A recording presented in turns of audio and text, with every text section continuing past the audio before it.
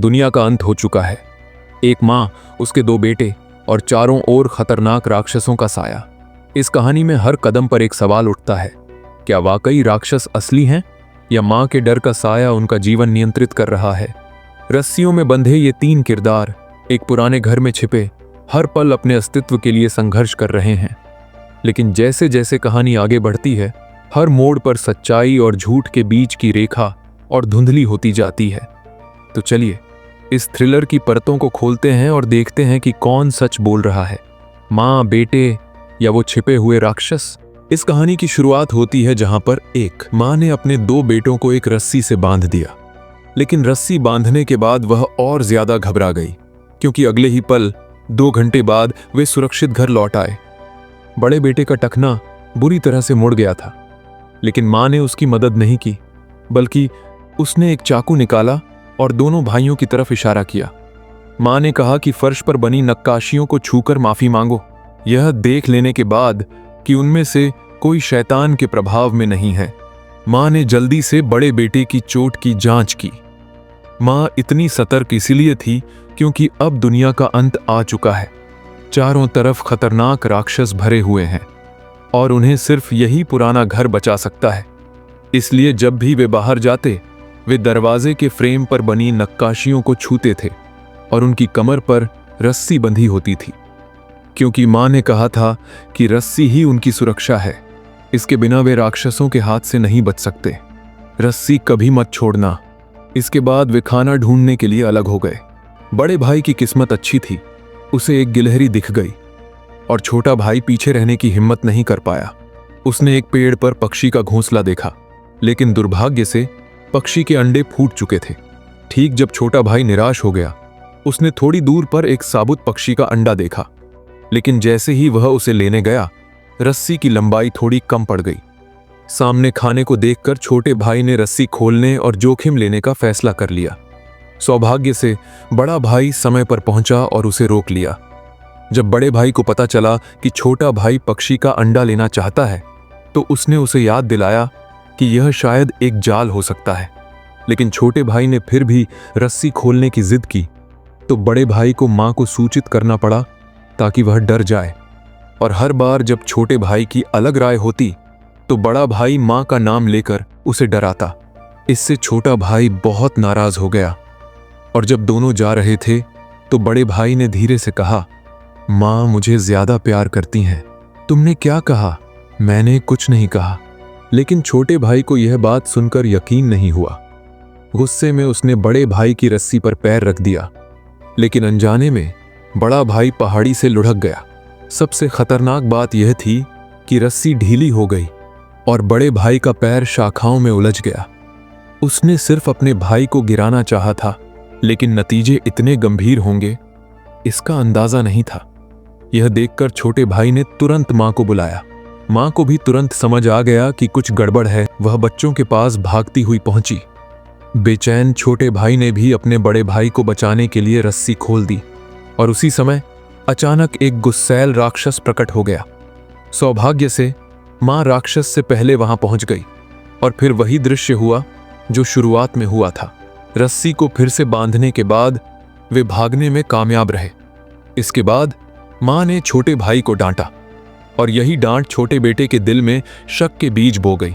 यही शक जल्द ही पूरे परिवार को तबाह कर देगा। रात के खाने पर मां ने ज्यादातर खाना अपने दोनों बेटों को दिया और उन्होंने उन्हें चेतावनी दी कि राक्षस बहुत चालाक होते हैं।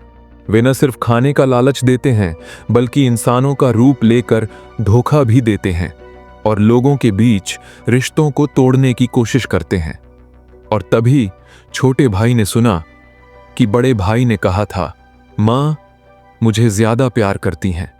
जाहिर है यह राक्षस की साजिश थी और हर रात सोने से पहले दोनों भाई तहखाने में जाकर फूवैन शुद्धिकरण प्रक्रिया से गुजरते थे। लेकिन उस रात छोटे भाई ने बड़े भाई से एक सवाल किया। बचपन से लेकर आज तक यह पहली बार था जब उन्होंने रस्सी खोली, लेकिन कुछ नहीं हुआ, क्योंकि सिर्फ मां ही राक्षसों को देख सकती थी। तो छोटे भाई को लगा कि शायद बाहर राक्षस हैं ही नहीं। और आधी रात में मां ने अचानक देखा कि उनका मरा हुआ पति उनके सामने खड़ा है। लेकिन ऐसी छोटी चालों से मां को कोई बेवकूफ नहीं बना सकता। राक्षस ने मां को शब्दों से उकसाने की कोशिश की, लेकिन मां ने उसकी बातों को नजरअंदाज कर दिया। राक्षस ने भी सीधा स्वीकार कर लिया, जल्दी या देर से तुम रस्सी छोड़ ही दोगे, और जिस दिन ऐसा होगा मैं तुम्हारा दिमाग खा जाऊंगा। जाओ। और राक्षस ने जिस दिन की बात की थी वह जल्दी ही आ गया, क्योंकि लंबे समय से शिकार नहीं किया गया था और जमा किया हुआ खाना भी खत्म हो रहा था। यहां तक कि एक फल को भी आधा काटकर खाना पड़ रहा था। मां ने तीनों रस्सियों को जोड़कर शिकार का दायरा 3 गुना बढ़ा दिया, लेकिन फिर भी पूरे दिन कोई शिकार नहीं मिला। जब आखिरकार जानवर की आवाज सुनाई दी तो देखा कि दूसरी तरफ उनका अपना बेटा खड़ा था। हालांकि मां जानती थी कि यह राक्षस द्वारा बनाया गया भ्रम है, लेकिन यह लंबे समय तक किसी की मानसिक स्थिति तोड़ने के लिए काफी था। पूरे दिन कुछ नहीं मिलने पर मां ने पाइन के पेड़ की छाल छीलकर बच्चों के लिए तली हुई छाल बनाई, लेकिन जब वे खा रहे थे राक्षस फिर से घर के बाहर आ गया, जैसे कि यह पूछ रहा हो, देखते हैं कब तक टिक सकते हो। उसी दिन जब तीनों पेड़ की छाल छील रहे थे, अचानक पीछे से एक अजीब आवाज आई। तभी छोटे भाई ने देखा कि उसकी मां और भाई दोनों गायब हो गए थे। फिर उसकी शरीर पर बंधी रस्सी अचानक खिंच गई। उसे घसीटते हुए रोते हुए कुएं के पास ले जाया गया, और जब वह कुएं में गिरने ही वाला था तो अचानक दृश्य बदल गया। असल में वह सिर्फ सपना देख रहा था। तभी उसे एहसास हुआ कि उसने अपने शरीर पर रस्सी बांधी ही नहीं थी। जब खतरा उसके करीब था तो मां उसे वापस ले आई। फिर उसे तहखाने में बंद कर फू वेन शुद्धिकरण प्रक्रिया के लिए रखा गया। इस पूरी घटना ने छोटे भाई को इतना डरा दिया कि उसने डर के मारे पैंट गीली कर दी।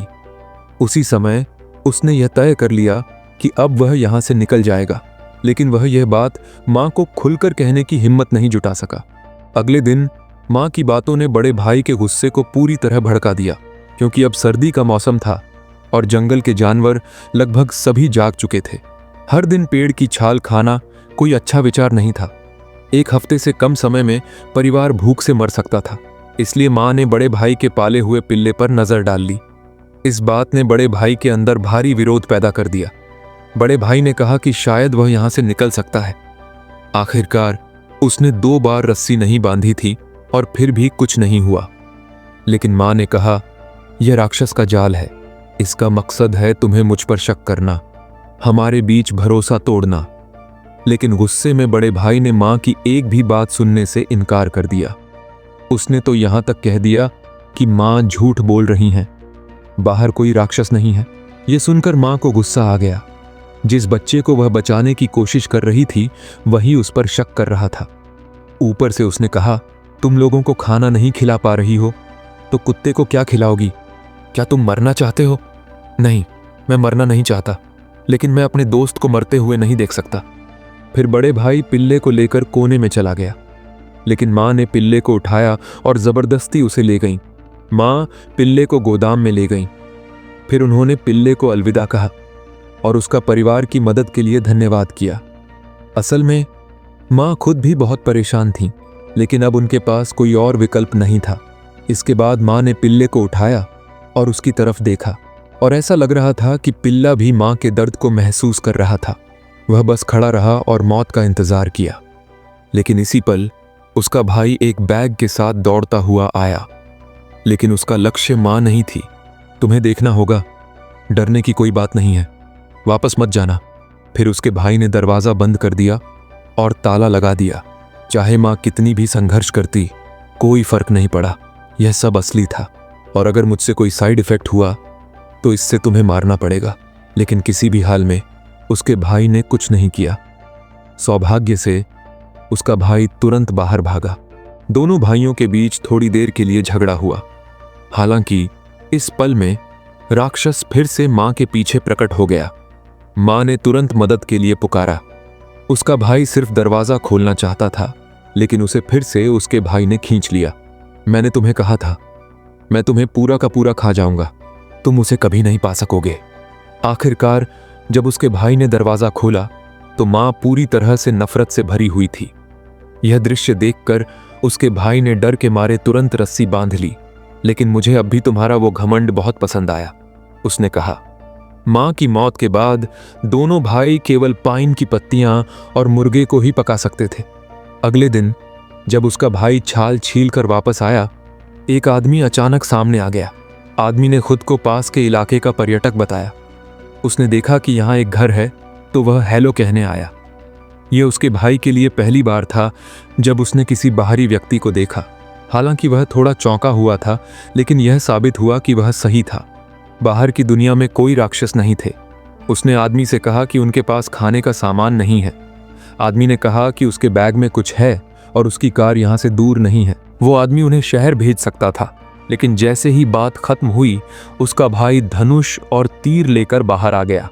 भाई को लगा कि दूसरा आदमी वही राक्षस है जिसने उनकी मां को मारा था। आदमी इतना डर गया कि तुरंत वहां से चला गया। उसने तय कर लिया कि वो अब इन दोनों से कभी नहीं मिलेगा। उसका भाई भी उससे गुहार करने लगा। भले ही उसे भरोसा नहीं था कि दूसरा आदमी उसे छोड़ देगा, लेकिन भाई ने उसकी बात सुनने के बाद तीर छोड़ दिया। जब उसने आदमी को भागते देखा तो उसके बैग में रखे खाने के लिए उसका पीछा किया। आखिरकार उसने खून के निशान से उस आदमी को ढूंढ लिया। बैग चेक करने पर घिन आई, लेकिन उसने बैग ले लिया। जब वापस आया तो देखा बैग खाने से भरा हुआ था। उसने फौरन सब खा लिया। उसी समय भाई अंदर आया, लेकिन उसने अपने भाई का दिया खाना लेने से इनकार कर दिया। उसने कहा, मां ने झूठ कहा था, हम अकेले नहीं हैं। उसने खुद को इसलिए मारा ताकि हमें बचा सके, और तुम अब भी भरोसा नहीं कर रहे। आखिर में दोनों भाई बातचीत नहीं कर पाए। उसी रात भाई ने गलती से उस आदमी का वॉलेट देख लिया। उसमें उसकी बेटी की फोटो थी। उसने देखा लड़की के पास आदमी की टॉर्च थी। उसने सोचा, क्या वो वाकई इंसान है? तभी गोदाम से एक आवाज आई। वो गोदाम में चेक करने गया, लेकिन वहां कुछ नहीं मिला। तभी एक छोटी लड़की उसके पीछे आ गई। लड़की वही थी जो फोटो में थी। उसने कहा, मैं अपने पापा को ढूंढ रही हूं। लड़के ने झूठ बोलते हुए कहा कि उसने उसके पापा को नहीं देखा, लेकिन इस समय लड़की ने टॉर्च को पहचान लिया। लड़का कुछ कहने की कोशिश करने लगा, लेकिन लड़की ने गोदाम में अपनी मां की लाश देख ली। अब वो तुरंत पलटी और भागने लगी। लड़का तुरंत उसके पीछे दौड़ा, लेकिन ज्यादा दूर नहीं जा सका। रस्सी खत्म हो गई थी। अपने भाई के प्रभाव में उसे लगा कि लड़की सच में इंसान है, इसलिए उसने रस्सी खोल दी और उसके पीछे दौड़ा, लेकिन जल्दी ही लड़की गायब हो गई। जब लड़का उलझन में था, उसने एक डरावना नजारा देखा। तभी लड़की अचानक प्रकट हुई।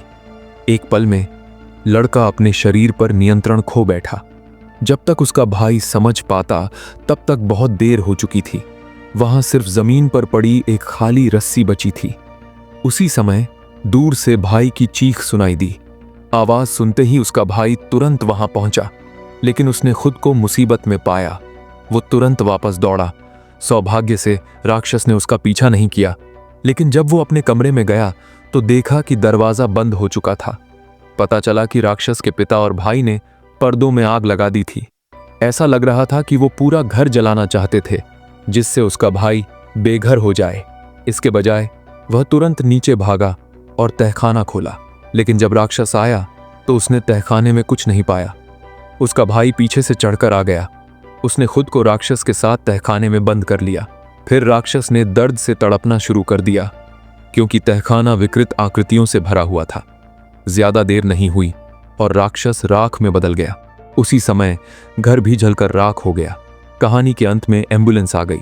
उसके भाई को रेस्क्यू हेलीकॉप्टर में भेजा गया, यहां तक कि उसका भाई भी बच गया। क्या तुम्हें लगता है कि उनकी मां ने उनसे झूठ बोला था?